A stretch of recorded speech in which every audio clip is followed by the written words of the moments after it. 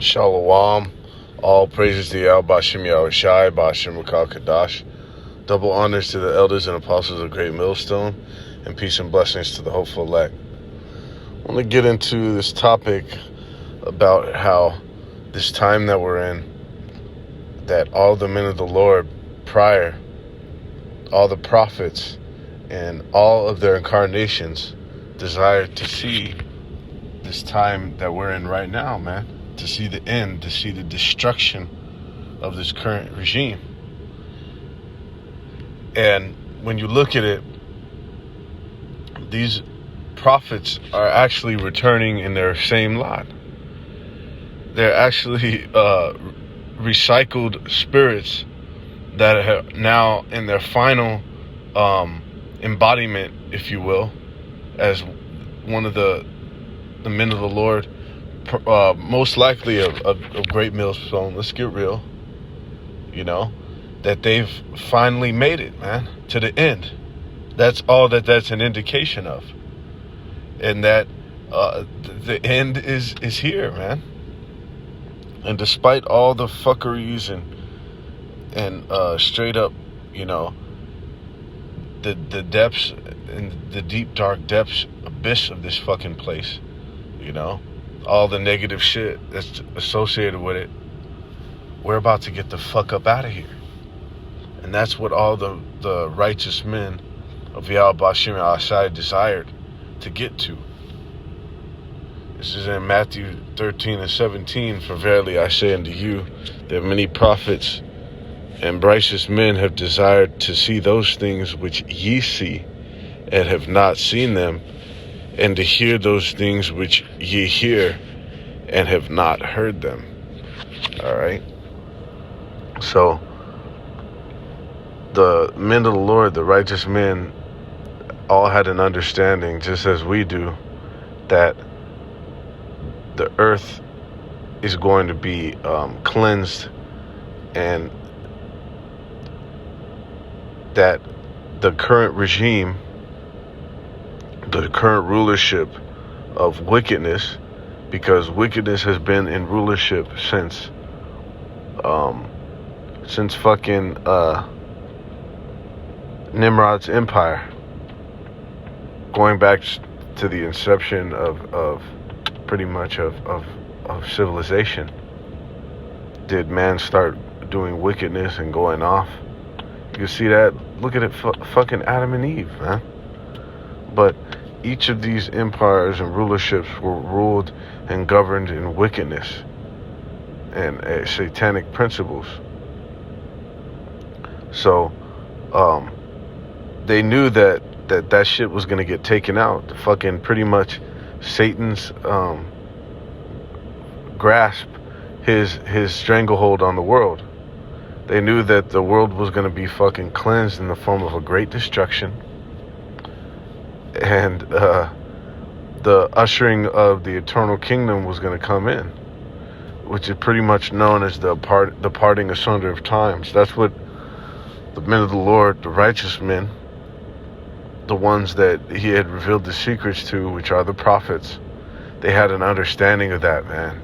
Each and every one of them, going from the beginning, since to when he first started dealing with his seers. They knew that they had that mutual understanding, and each time they came back, they had that understanding and that desire, and yearned for the end to come, man. And we're here right now, undoubtedly. It says, this is in 2 Ezra 6. It says, 2 Ezra 6 and 7. Then answered I and said, what shall be the parting asunder of the times?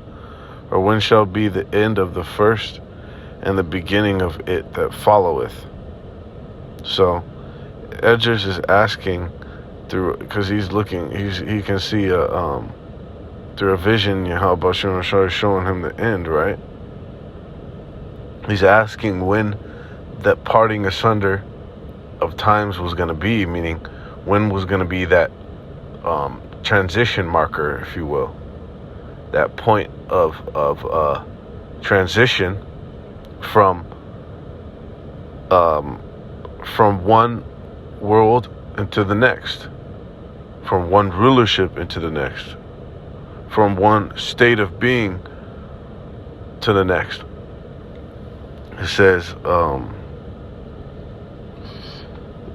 what shall be the end of the first? See, the first is speaking of the life that we're in now, which is AKA the left side of life. All right, the left side. This is fucking hell. It's also known as. This is Esau's world. It says, so one was going to distinguish the end of that and then the beginning of the next world, which is going to tell you. It said, and he said unto me, from Abraham unto Isaac, when Jacob and Esau were born of him, Jacob's hand held first the hill of Esau. So it's telling you right now about the two worlds, the two lives, if you will, that were going to be on the earth. The two times, if you will, because that's the parting asunder of times, the two regimes, the two rulerships, the two lives, man.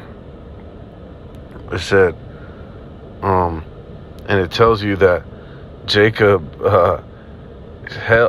held the heel of Esau, meaning Jacob was going to succeed the time, meaning be after the time that Esau was in rulership. It says, for Esau is the end of the world, and Jacob is the beginning of it that followeth.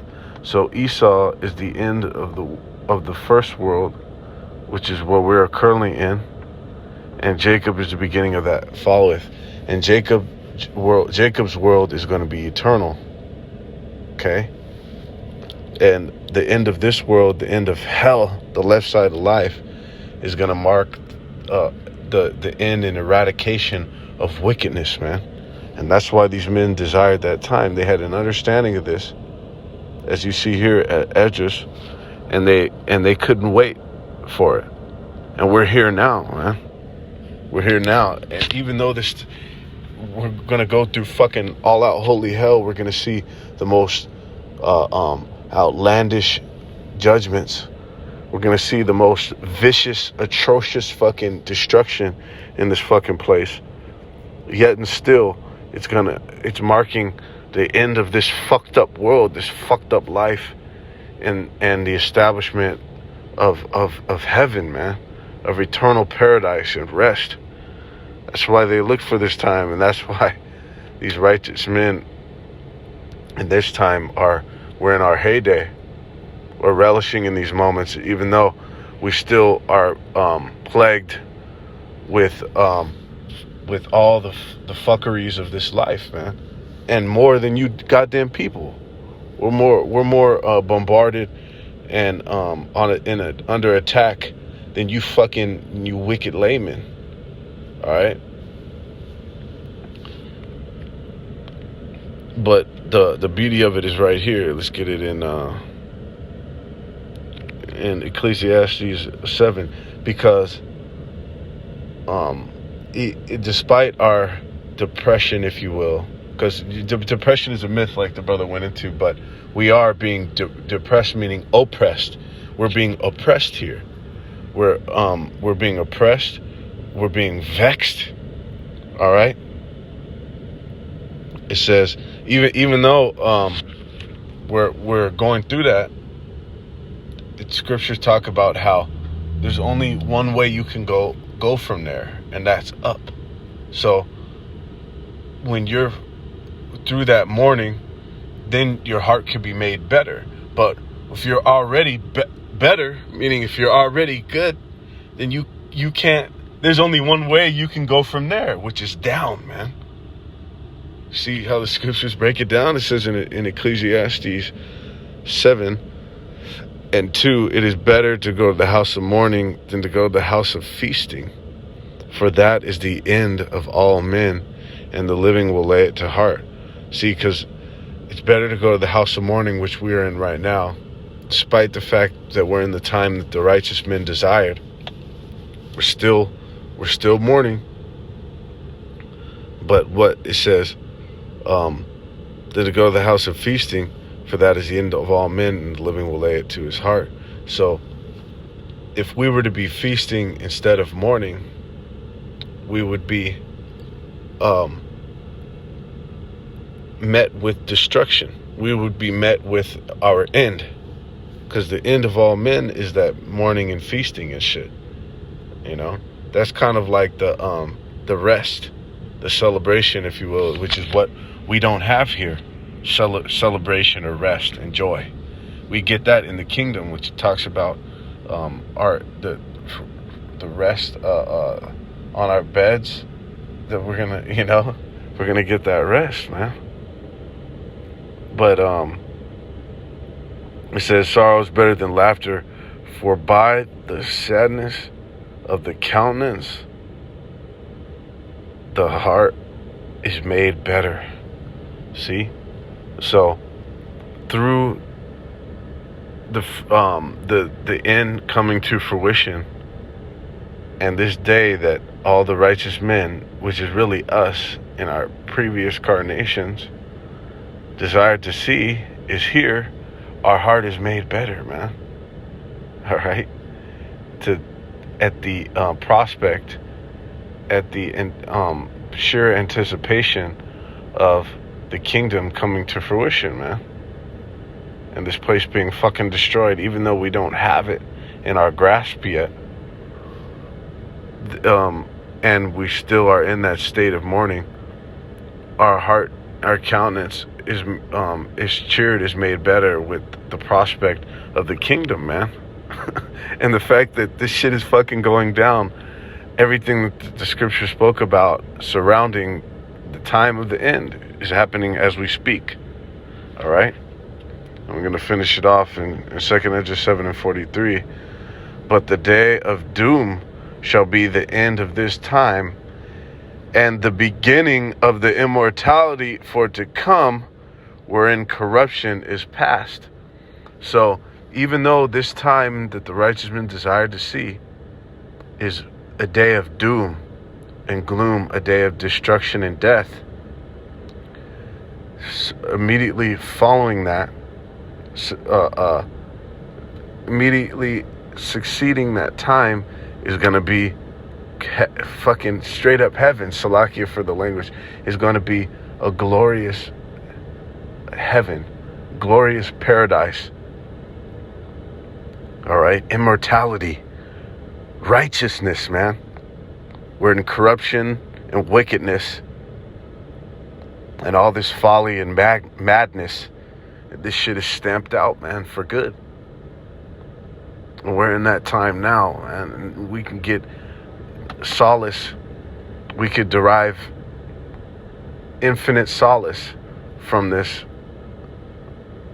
from the anticipation of the destruction, and then the kingdom being ushered in, man. So take solace in the fact that the Most High is destroying this place before your very fucking eyes, man. So we can get out of here, and that is where our countenance is cheered, at the prospect of the escape, man. All right. So with that, all praise to Yahweh Bashim Yahushai Bashim Hakadash. Shalom.